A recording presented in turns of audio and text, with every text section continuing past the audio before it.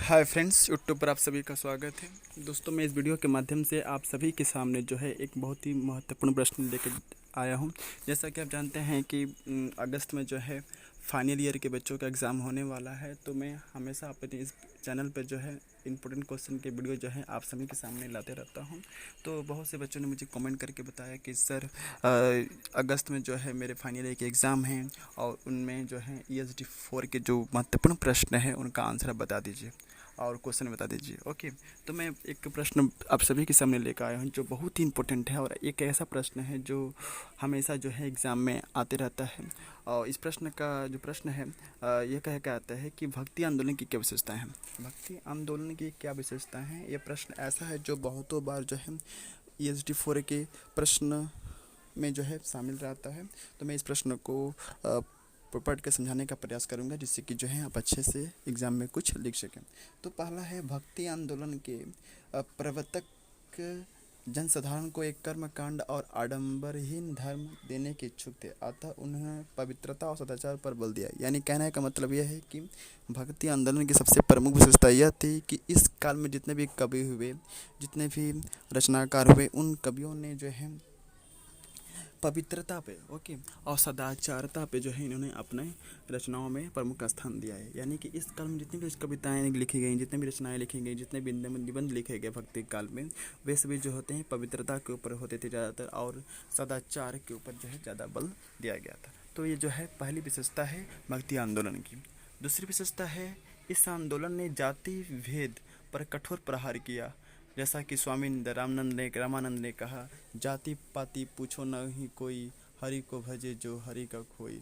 यानी कहने का मतलब यह है कि भक्ति आंदोलन की दूसरी विशेषता यह है कि इस काल में जितने भी कवि हुए थे, जितने भी रचनाकार हुए थे, उन्होंने अपने रचनाओं में जाति भेद का जो है कठोर प्रहार किया है।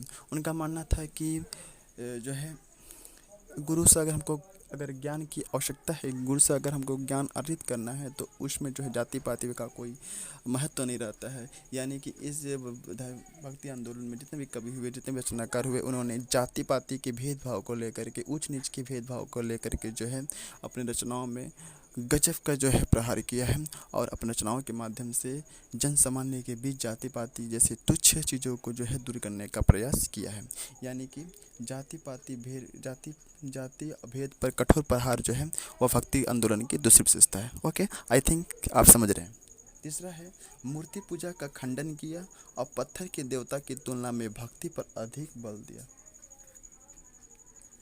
ओके, कहने का मतलब यह है कि भक्ति आंदोलन की तीसरी विशेषता यह है कि इस काल में जितने भी कवि हुए, जितने भी रचनाकार हुए, उन्होंने मूर्ति पूजा का खंडन किया। उनका मानना था कि मूर्ति पूजा का, पत्थरों के जो बने हुए देवताएं हैं उनका पूजा नहीं करना चाहिए, बल्कि उसके जगह पर जो है भक्ति करना चाहिए, भगवान की आराधना करना चाहिए, भगवान का जो है चरण स्पर्श करना चाहिए। क्योंकि उनका मानना था कि भक्ति के द्वारा ही जो है व्यक्ति जो है अपने लक्ष्य को जो है प्राप्त कर सकता है, उसको मुक्ति मिल सकती है। इसलिए भक्ति को उन्होंने अपने काव्य में सबसे प्रमुख स्थान दिया। यानी कि मूर्ति पूजा का खंडन किया और पत्थरों के देवता की तुलना में भक्ति पर अधिक बल दिया। तो ये तीसरी विशेषता थी भक्ति आंदोलन की। ओके दोस्त, नेक्स्ट है, हिंदू मुस्लिम धर्म में व्याप्त विरोधाभास को दूर करने, एकता स्थापित करने का यत्न किया गया। कहने का मतलब यह है कि इस काल में जितने भी कविताएं हुई, जितने भी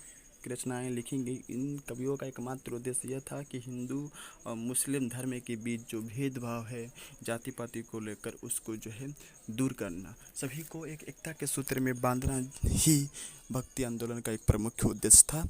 यह भी जो है एक प्रमुख विशेषता है भक्ति आंदोलन की। आई थिंक आप समझ रहे हैं और एग्जाम में अच्छे से लिख पाएंगे। ओके दोस्त, नेक्स्ट है, भक्ति आंदोलन के प्रवर्तक एक ईश्वरवाद और विश्व बंधुत्व की भावना के पोषक थे। कहने का मतलब ये है कि भक्ति आंदोलन के जो प्रवर्तक थे उनका मानना था कि संसार में जो है एक ही ईश्वर है। ओके, संसार में एक ही ईश्वर है, लेकिन भले ही उसका रूप क्या हो, अलग अलग हो सकता है। पूजा करने का, धार्मिक भावना, धार्मिक संगठनों से जुड़े रहने का जो ये चीज़ है वो अलग अलग हो सकता है। लेकिन जो धार्मिक प्रवर्तक होते थे, जो भक्ति के जो बड़े बड़े महान भक्ति लोग होते थे, वे लोग जो होते हैं केवल एक ही धर्म को यानी कि एक ईश्वरवाद को मानते थे। उनके अनुसार एक इस संसार में केवल एक ही ईश्वर होता था, जिसका संचालन जो है जिसका जिसका संचालन वे करते थे।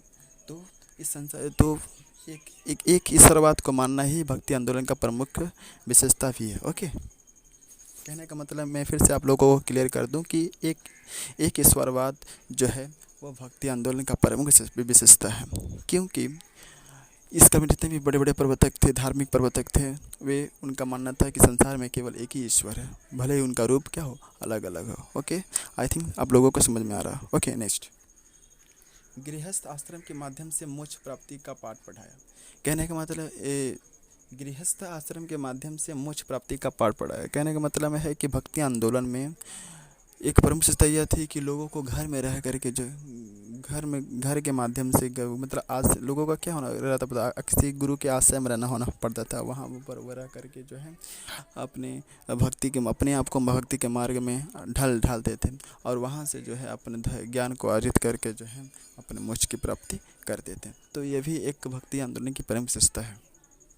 नेक्स्ट है, धार्मिक आंदोलन होते हुए भी समाज सुधार में इसका महत्वपूर्ण योगदान रहा और इसके प्रवर्तकों ने धार्मिक कुरीतियों पर खुलकर कुठाराघात किया। कहने का मतलब यह है कि इस भक्ति आंदोलन की सबसे प्रमुख विशेषता में से ये विशेषता यह है कि धार्मिक आंदोलन तो हो रहा था। ओके, धार्मिक आंदोलन हो रहा था और समाज सुधार में इसका महत्वपूर्ण योगदान रहा। यानी कि जब भक्ति आंदोलन शुरू हुआ तो लोगों के बीच में जो है भगवान के प्रति आराधना बढ़ने लगी, भगवान के प्रति जो है अपना एक जो अपनापन होता है वह आने लगा लोगों के अंदर।